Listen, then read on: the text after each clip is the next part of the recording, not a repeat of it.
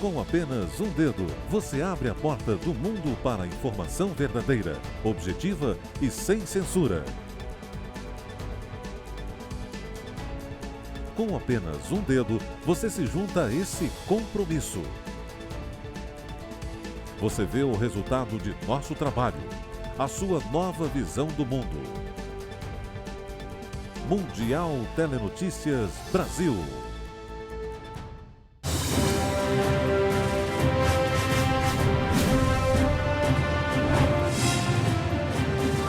Olá, já estou de volta, trazendo comigo outra edição do Mundial Telenotícias. Acompanhe.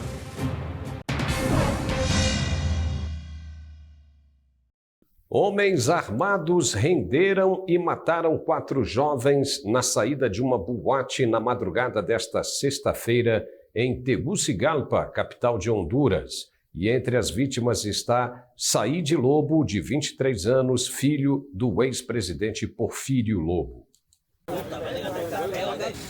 De acordo com o ex-presidente, Saíde Lobo, de 23 anos, e os amigos foram abordados por desconhecidos fortemente armados que retiraram os jovens de 2 carros e todos acabaram assassinados. O sea, el operativo es de personas de alta calificación en el tema de seguridad. Ellos saben bien lo que están haciendo. ¿Ex-policías? ¿Ex-policías? Pues no sé, no puedo decirle que sean, puede que sean ex, no creo que sean activos. Puede que sean ex y sí son gente entrenada. De acordo com um relatório policial, os 4 jovens estavam saindo do estacionamento subterrâneo da boate.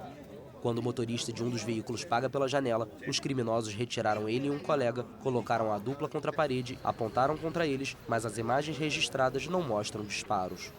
O ex-presidente Lobo disse que o motorista de Saíde conseguiu atirar nos assaltantes e que seu outro filho não se feriu porque estava dirigindo outro carro. Las personas están preparadas por estos antisociales. Recordemos que hay estructuras delincuenciales organizadas que entrenan a sus propios miembros. Entonces, estos no son la primera vez que suscitan lo que es esta masacre. Son personas, y esto es una operación planeada. Outra vítima é o sobrinho da esposa do general aposentado Romeu Vasques, que liderou o golpe contra o ex-presidente Manuel Zelaya em 2009. O ex-presidente Lobo tem outro filho, Fábio, preso, condenado a 24 anos de prisão por tráfico de drogas nos Estados Unidos. A esposa, Rosa Bonilha, também está presa em um presídio feminino perto de Tegucigalpa, condenada por corrupção quando serviu como primeira-dama. O Ministério da Defesa da Colômbia anunciou nesta sexta-feira a morte de Néstor Vera, conhecido como Iván Mordisco. Ele era o principal líder dos dissidentes das Farc e morreu junto com outros 9 rebeldes em um ataque das forças colombianas no sudoeste do país. O chefe da diplomacia peruana, o chanceler César Landa, publicou um apelo no Twitter nesta sexta-feira, pedindo que o Congresso reconsidere a votação de ontem. Os parlamentares rejeitaram que o evento tenha banheiros destinados a pessoas trans. Segundo o chanceler, a decisão pode impedir a realização da Assembleia Geral da OEA em Lima. O Congresso, dominado pela oposição de direita, rejeitou um acordo entre o governo do presidente Pedro Castillo e a OEA. O acordo permitia a instalação de banheiros para transgêneros durante a Assembleia Geral. A votação, que rejeitou a instalação do banheiro inclusivo, foi aprovada por 55 votos, 44 contra e 16 abstenções. O Congresso sustenta que deve ser assinado um novo acordo para a realização da Assembleia em Lima, onde não se inclua a menção ao banheiro neutro, porque isso implica uma intervenção na lei interna do Peru através do que eles consideram ideologia de gênero. Aqui Deus tem que entrar em nossas vidas e não podemos, em hipótese alguma, permitir que tais ideologias entrem. Por um tema de banhos? Por uma questão de banheiro, ou seja, esse será o argumento que vamos debater aqui para que o encontro de mais de 30 países deste lindo continente em outubro aconteça ou não? Deste hermoso continente em el mês de outubro? A guerra na Ucrânia esteve no centro da reunião do G20 na Indonésia nesta sexta-feira, e os representantes dos países ocidentais criticaram a invasão russa e responsabilizaram o país pelos impactos na economia de todo o mundo.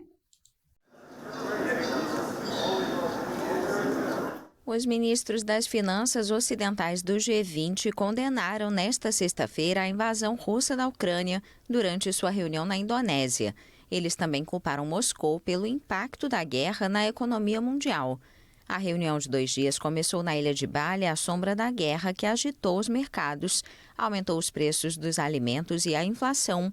Uma semana depois que os ministros das Relações Exteriores do G20 confrontaram o chefe da diplomacia russa, que deixou as reuniões várias vezes.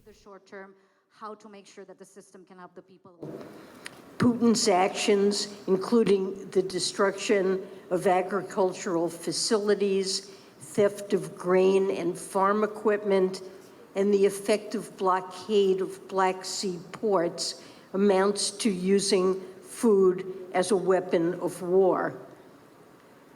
Those most directly impacted are the poorest households in the poorest countries. A Indonésia, país anfitrião e presidente do G20, alertou os ministros que o fracasso em lidar com as crises energética e alimentar seria catastrófico. O evento se concentrou nas crises de alimentos e energia que atingiram o mundo como resultado da guerra. É improvável que haja uma declaração final quando a reunião terminar no sábado, devido às divergências sobre o papel da Rússia em causar problemas econômicos mundiais. E uma polêmica já envolve a Assembleia Geral da Organização dos Estados Americanos, marcada para outubro em Lima, no Peru. É que o Congresso peruano rejeitou a instalação de um banheiro neutro não binário durante a reunião. O chefe da diplomacia peruana, o chanceler César Landa, publicou um apelo no Twitter nesta sexta-feira, pedindo que o Congresso reconsidere a votação de ontem. Os parlamentares rejeitaram que o evento tenha banheiros destinados a pessoas trans. Segundo o chanceler, a decisão pode impedir a realização da Assembleia Geral da OEA em Lima. O Congresso, dominado pela oposição de direita, rejeitou um acordo entre o governo do presidente Pedro Castillo e a OEA. O acordo permitia a instalação de banheiros para transgêneros durante a Assembleia Geral. A votação, que rejeitou a instalação do banheiro inclusivo, foi aprovada por 55 votos, 44 contra e 16 abstenções. O Congresso sustenta que deve ser assinado um novo acordo para a realização da Assembleia em Lima, onde não se inclua a menção ao banheiro neutro, porque isso implica uma intervenção na lei interna do Peru através do que eles consideram ideologia de gênero. Aqui Deus tem que entrar em nossas vidas e não podemos, em hipótese alguma, permitir que tais ideologias entrem. Por um tema de banhos? Por uma questão de banheiro, ou seja, esse será o argumento que vamos debater aqui para que o encontro de mais de 30 países deste lindo continente em outubro aconteça ou não? Deste hermoso continente em el mês de outubro? O presidente dos Estados Unidos, Joe Biden, afirmou nesta sexta-feira, na Cisjordânia ocupada, que os palestinos precisam de um horizonte político para a paz, ainda que não estejam reunidas as condições ideais para relançar as negociações com Israel. As conversas de paz estão paralisadas desde 2014. But we've never given up on the work of peace. You know, there must be a political horizon that the Palestinian people can actually see, or at least feel. We cannot allow the hopelessness to steal away the future. Na última quinta, Biden deixou claro que não pretende reverter o reconhecimento de Jerusalém como capital de Israel, medida do governo de Donald Trump que causou indignação entre palestinos, que veem Jerusalém Oriental como futura capital.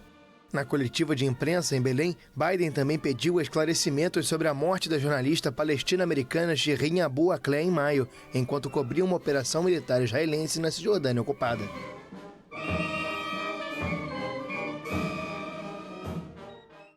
E logo depois, o presidente americano partiu de Israel a bordo do primeiro voo direto entre o país e a Arábia Saudita.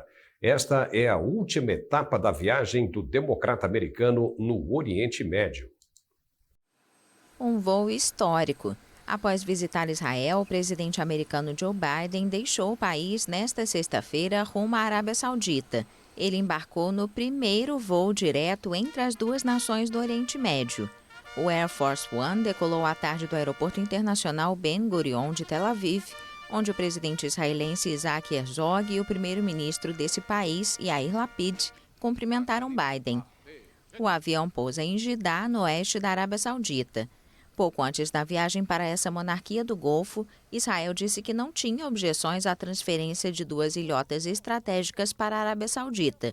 E o governo de Riad anunciou a abertura de seu espaço aéreo para todas as companhias aéreas, incluindo as israelenses. Biden chamou a histórica decisão de Riad e Israel de um passo importante.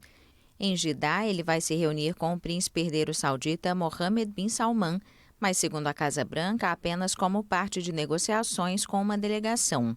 Biden deve se encontrar com governantes árabes do Conselho de Cooperação do Golfo reunidos na cidade saudita para discutir os preços voláteis do petróleo. E depois do intervalo voltamos com muito mais informação. Até já. Quando você precisa saber rapidamente o que está acontecendo nos lugares mais remotos do planeta, só existe um lugar em sua própria língua. Mundial Telenotícias Brasil, sua nova visão do mundo.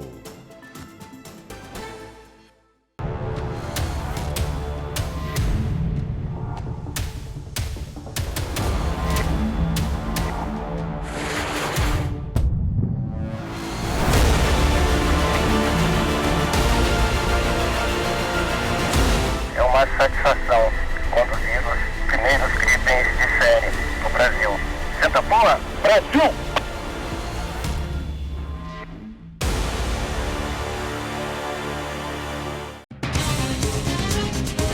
É uma questão de tempo antes que você ouça a notícia. Depois de ouvi-la, você terá todas as notícias em nossa língua. Agora existe uma nova visão do mundo e um novo lugar para acompanhá-lo. Mundial Telenotícias. O primeiro-ministro do Sri Lanka, Ranil Wickremesinghe, foi empossado nesta sexta-feira como presidente interino do país. Ele substitui Gotabaya Rajapaksa, que renunciou e fugiu depois de protestos causados pela crise econômica que abala a ilha. Ele substitui Gotabaya Rajapaksa, que renunciou após fugir em meio a protestos pela crise econômica que abala a ilha ao sul da Índia. Uma nova eleição foi marcada no parlamento para a próxima semana. Wickremesinghe prestou juramento na presença do juiz da Suprema Corte, Jayanta Jayasuriya. සාමකාමී අරගලය කිරීමේ අයිතිය මම 100% පිළිගන්නවා. නමුත් තවත් සමහරු කඩාකප්පල් ක්‍රියා කරන්නට උත්සාහ කරනවා. තවත් කණ්ඩායම් ලබන සතියේ පාර්ලිමේන්තුවේදී නව ජනාධිපතිවරයා තේරීමේ අවස්ථාවේදී මන්ත්‍රීවරුන්ට බලපෑම් කිරීමේ උත්සාහයක් දරන්නට සූදානම් වෙන බවට වාර්තා වී තිබෙනවා. මන්ත්‍රීවරුන්ට ස්වාධීන තම මතය ප්‍රකාශ කිරීමට අවශ්‍ය පරිසරය අපි සකසා දෙනවා. ඔවුන්ට පූර්ණ ආරක්ෂාව සලකනවා. Rajapaksa, cuja residência oficial foi invadida por manifestantes, anunciou sua renúncia na quinta-feira em Singapura, onde chegou depois de fugir do Sri Lanka para as Maldivas um dia antes. Ele é o primeiro chefe de Estado a renunciar desde que seu país optou por um regime presidencial em 1978. O Sri Lanka vive a crise econômica e política mais grave de sua história. A população de quase 22 milhões de habitantes da ilha enfrenta escassez de produtos essenciais pela falta de divisas para as importações. A grave crise econômica levou o Sri Lanka a não pagar sua dívida externa de 51 bilhões de dólares e está em negociações com o Fundo Monetário Internacional para um acordo de resgate. Franco Walberg, ex-oficial alemão, foi condenado à prisão nesta sexta-feira. O ex-militar se passou por refugiado sírio e planejava assassinar políticos. Depois de mais de um ano de debates, Franco Albert, de 33 anos, foi declarado culpado de planejar um ato de violência grave que ameaçava a segurança do Estado. O tenente, mobilizado na base franco-alemã de Ilkirch, perto da fronteira com a França, foi acusado de preparar um ataque inspirado em uma ideologia de extrema-direita que ele desenvolvia há vários anos e de posse ilegal de armas. Ele levava uma vida dupla e se passava por refugiado sírio até ser preso em abril de 2017. Sem falar árabe, conseguiu obter uma autorização de residência como solicitante de asilo e receber os benefícios destinados a refugiados. O ex-soldado é acusado de ter escolhido como alvo dos ataques que planejava o ex-chanceler Heiko Maas, então ministro da Justiça, e a ex-vice-presidente do parlamento, Claudia Hoff. Este caso abalou o exército, acusado de subestimar a ideologia de extrema-direita entre as fileiras, e os serviços de imigração foram postos à prova pelo fluxo de refugiados que chegaram à Alemanha entre 2015 e 2016.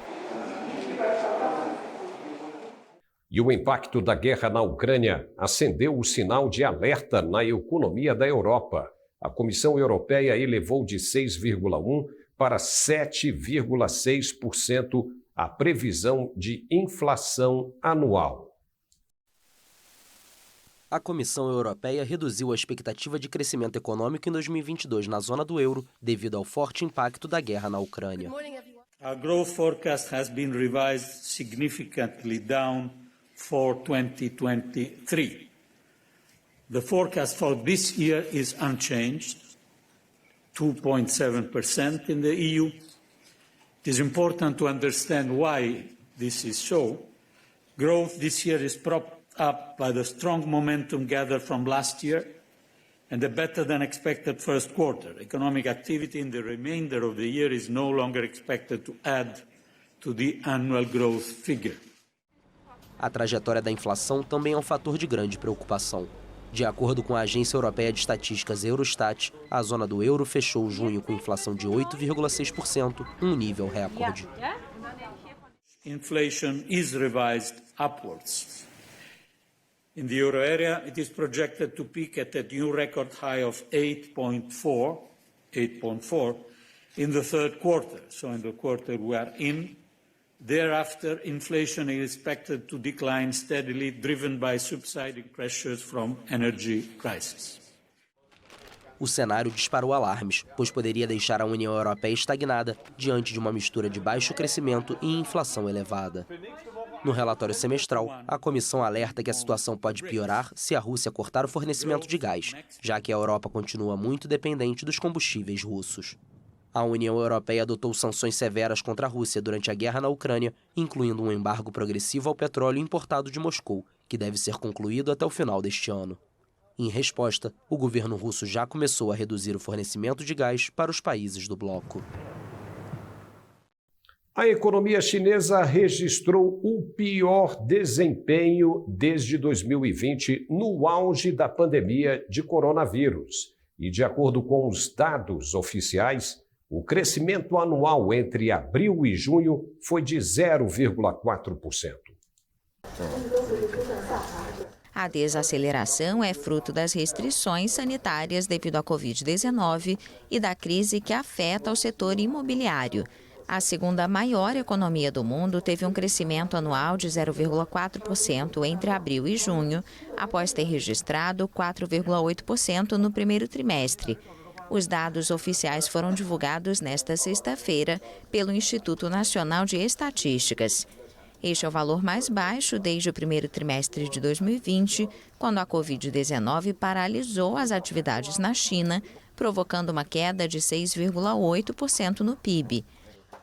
A desaceleração ocorreu depois que a maior cidade da China, Xangai, foi confinada por 2 meses para conter um surto de Covid-19, interrompendo as cadeias de suprimentos e causando o fechamento de fábricas. Pequim insiste em manter a política de zero Covid, que visa erradicar surtos do vírus por meio de quarentenas e testes em massa, e essa rigidez atingiu duramente a economia. A China registrou apenas uma contração econômica nas últimas décadas e os analistas esperam que, com os números mais recentes, o crescimento para este ano seja de cerca de 4%, abaixo das previsões iniciais. O país estabeleceu uma meta de crescimento do PIB de cerca de 5,5% para este ano, mas muitos economistas duvidam que seja alcançado. Esse valor de crescimento seria o menor para a China desde o início dos anos 1990, com exceção do período de Covid-19.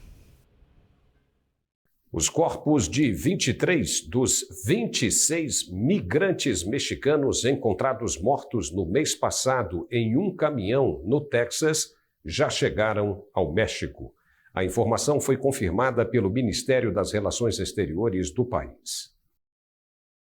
Os mexicanos são a maioria das vítimas na tragédia acontecida na cidade de San Antônio, que deixou 53 mortos no total, incluindo também cidadãos de Honduras e Guatemala. Os corpos foram encontrados em 27 de junho por um funcionário público da cidade americana que ouviu um pedido de ajuda perto de uma estrada onde trabalhava e abriu a porta traseira do caminhão. Transportar migrantes irregulares em caminhões é uma prática cada vez mais comum entre milhares que tentam entrar nos Estados Unidos, geralmente fugindo da pobreza e da violência em seus países de origem. De acordo com a Organização Internacional para Migrações, desde 2014, cerca de 6.430 migrantes morreram ou desapareceram a caminho do sonho americano.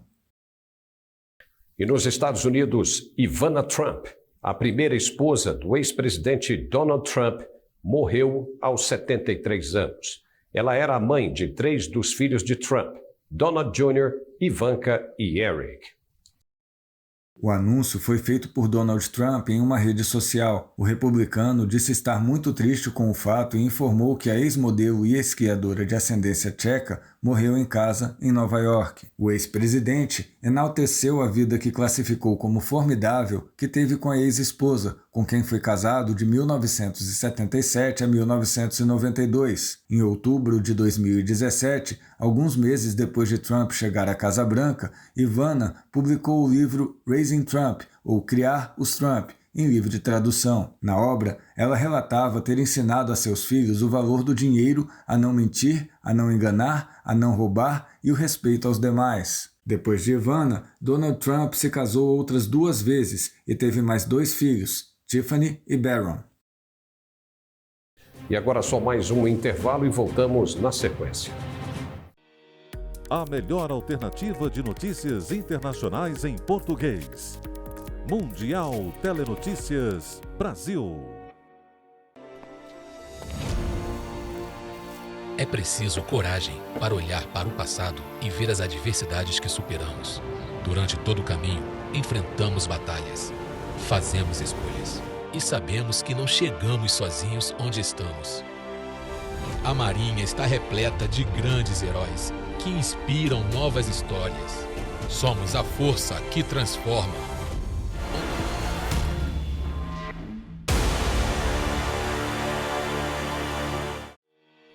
Agora existe uma nova visão do mundo e um novo lugar para acompanhá-lo. Mundial Telenotícias.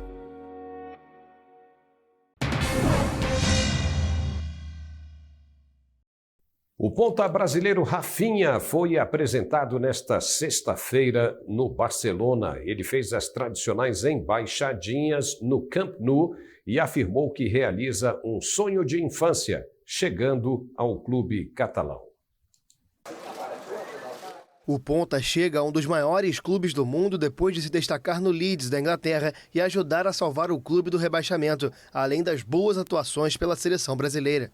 A imprensa local estima que a transferência custou cerca de 55 bilhões de euros, o equivalente a quase 300 milhões de reais. O presidente do clube, Joan Laporta, que acompanhou a apresentação, afirmou que o técnico e ídolo do Barcelona, Xavi Hernández, insistiu muito para que o clube fizesse a contratação. Rafinha é o terceiro jogador a chegar no clube catalão nesta janela de transferências, além do zagueiro dinamarquês Andreas Christensen e do meia marfinense Frank Kessié. O ponta é presença quase certa na convocação do técnico Tite para a Copa do Mundo do Catar no final do ano.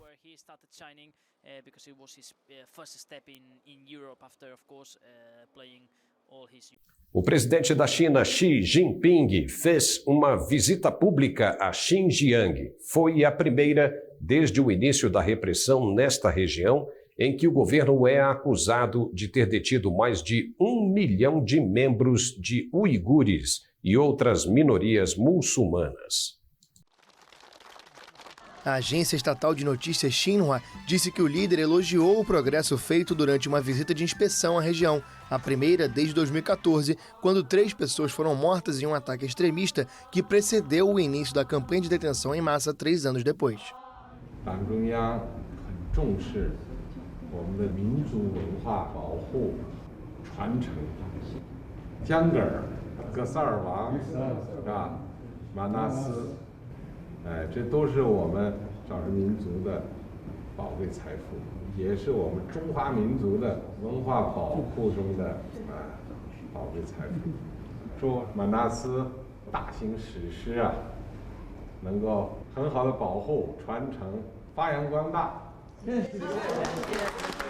Xi também elogiou o trabalho do Corpo de Produção e Construção de Xinjiang, uma organização paramilitar que ele considerou ter feito grande progresso na reforma e desenvolvimento da região. Os Estados Unidos chamam as ações da China em Xinjiang de genocídio e crimes contra a humanidade, o que Pequim nega e garante ser uma resposta necessária ao extremismo. Tragédia na Colômbia. Deslizamento de terra provocado pelas fortes chuvas causam destruição e mortes de crianças. 3 crianças morreram em um deslizamento de terra que soterrou uma escola rural no município de Andes, no nordeste da Colômbia. Hubo represamento en una parte alta de la institución educativa. Allí los niños escuchan un ruido muy fuerte. La mayoría logran salir de la escuela, donde, reitero, lamentablemente, pues tenemos esta tragedia en nuestro municipio. A avalanche surpreendeu 20 crianças da pré-escola e da primeira série que faziam um intervalo com uma professora e a mãe de um dos menores. Socorristas auxiliados pelos militares, dezenas de moradores e 2 máquinas de construção participaram do resgate dos menores. O deslizamento de terra foi causado pelas fortes chuvas que são registradas em grande parte do território colombiano devido ao chamado fenômeno Laninha. O evento climático é causado pelo resfriamento do Oceano Pacífico e as chuvas devem durar até setembro.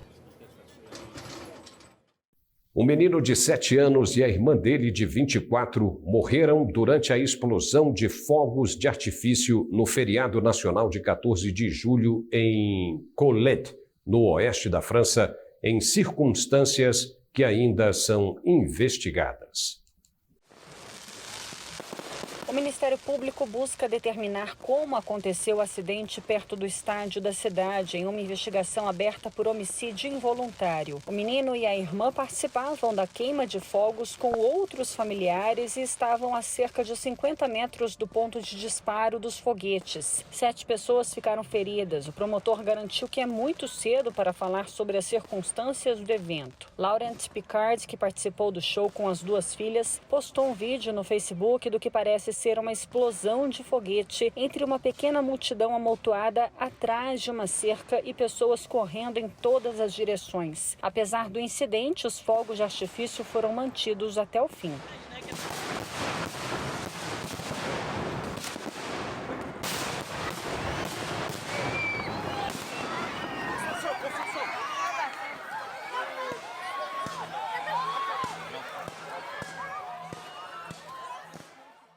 Centenas de panamenhos bloquearam nesta sexta-feira a principal rodovia do país. Eles protestam contra a alta inflação e o custo de vida. A rodovia Pan-Americana está totalmente bloqueada. Há 2 semanas, os panamenhos protestam contra a inflação e a corrupção, exigindo uma resposta do governo. A cada 3 horas, as faixas são abertas por 10 minutos para aliviar a espera. Carros de bombeiro e ambulâncias têm passe livre. No me molesta estar aquí, porque es una manera de apoyar. Si yo me enojara, ¿cómo me voy a enojar si quienes están cerrando la vía lo están cerrando por una causa tanto de ellos como mía, de todos los panameños a nivel nacional? Através do caminho, que inclui a rodovia interamericana, a comida entra na capital. O principal centro de abastecimento tem a maioria de suas barracas fechadas devido à falta de mercadorias. A Câmara de Comércio e Indústrias do Panamá já alerta para a escassez de produtos frescos nos supermercados, além da falta de combustível no interior do país. O Panamá vive uma das maiores crises sociais desde a queda da ditadura militar em 1989. O governo pediu diálogo enquanto a Igreja Católica se ofereceu para mediar em busca de soluções. Os protestos são pacíficos, inclusive com música e dança, embora confrontos isolados tenham sido registrados. O descontentamento ocorre em um cenário de inflação de 4,2% em relação ao ano anterior, registrada em maio, e de uma taxa de desemprego de cerca de 10%. O preço do combustível aumentou 47% desde o início do ano, mas o presidente Laurentino Cortizo anunciou uma redução a partir desta sexta-feira e o congelamento do preço de alguns alimentos. Os cidadãos consideram insuficiente. O pueblo te necessita. ¿Qué haces ahí en esa silla tomando malas decisiones? En vez de bajar los costos de la gasolina, de bajar la comida, de bajar las necesidades del pueblo, lo que hace es que nos eleva y nos pone en un término en que no podemos. As manifestações também ocorrem em meio a críticas aos salários das autoridades, escândalos de corrupção e gastos parlamentares. Apesar da economia dolarizada, altas taxas de crescimento econômico e um canal interoceânico que contribui com mais de 2 bilhões de dólares anualmente para o Tesouro Nacional, o país tem uma das maiores taxas de desigualdade do mundo, com 20% da população em situação de pobreza, além de serviços de saúde pública e educação deficientes. E na Tailândia, uma cidade na região central do país testemunhou o resgate de um filhote de elefante. Ele caiu em um bueiro e precisou da ajuda humana para sair da calha de drenagem de um campo de golfe. A cidade tailandesa de Kakhon Naok, região central do país, vivenciou um dramático resgate esta semana. Um bebê elefante caiu em um bueiro e precisou de ajuda para sair da calha de drenagem do campo de golfe Royal Hills.